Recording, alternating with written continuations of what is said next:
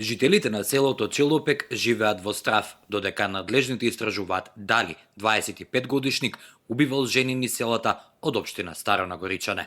Случајот кој ги потресе околните села може да резултира со откривање на серијски убиец, откако обвинителството и полицијата соопштија дека истражуваат неколку случаи кои ги поврзуваат со 25-годишниот ТБ од село Малотино.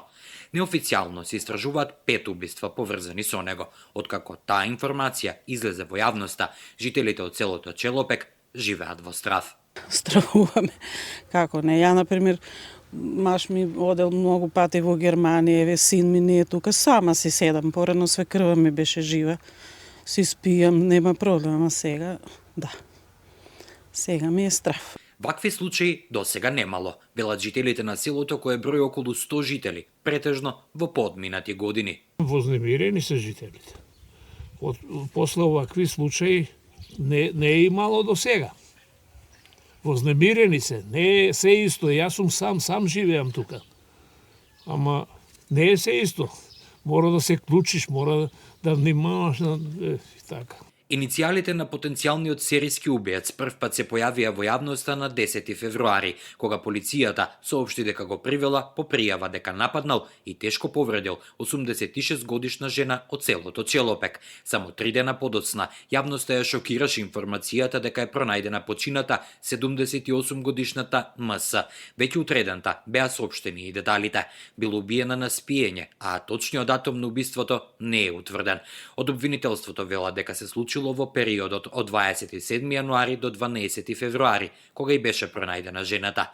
Жената била пензионерка од Австрија, која се вратила да живее во селото, додека нејзините деца останале во странство. За убиството се сомничи 25-годишник од селото Малотино, иако информациите велат дека живее во селото Драгоманце, во многудетно семејство, со мајка и очув, чии крави често ги пасел низ селото. Со својот велосипед се движел и низ другите села. Мештаните на Челопек велат дека го знаеле од видување, но не како момче кое е проблематично.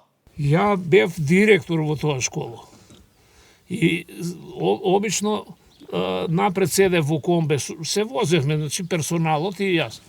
И јас прв се симнувам таму. Он ќе дојдеше тука пред школа и мене како војнички ме поздравуваше. Трајко се вика. И што да ви кажам, тоа за него толку знам, не можам да ви потврдам ништо. Сум го гледал тука со овци во река. Јас сум од тука сум роден, тука сум израснал све и тука остарев веќе. Кога полицијата на 14 месецов соопшти дека го привела под сомнение за убиство, додаде дека го сомничат и за неколку кражби. Мештаните велат дека кражби низ селата имало, но дека крадел тој не можат да потврдат. Лично за него, ја немам слушнато дека тој правил кражби, али вака да се слушне по викендици некој да разбил, да поплячкал, тука се случи во ова горе новата куќа таму. Сега кој е, како е, не знам. Една штука, ама тоа беше пред 3-4 години, снег завија и еден човек тука дојде кај роднина и тракторот тука му остана. И утре сабајле тракторот се оплячка. Тоа се случувало, ама сега од кои луѓе какви, не знам.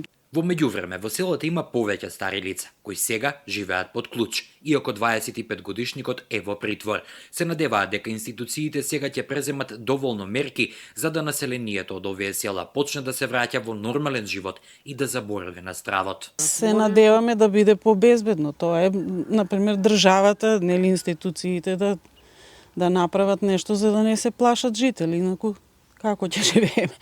Секоја година сме се постари, например, и ти како ќе се одбраниш кога ќе ти дојде некој тако.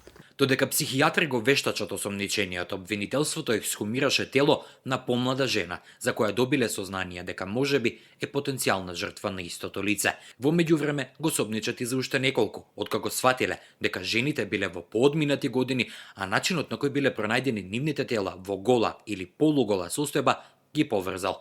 Но зошто претходно не била побарана обдукција за сите тие жени, туку биле заведени како починати од природна смрт, засега нема одговори. Од обвинителството вела дека истрагата е опсежна и ќе треба време да се соберат сите потребни докази и детали за да се вклопи мозаикот.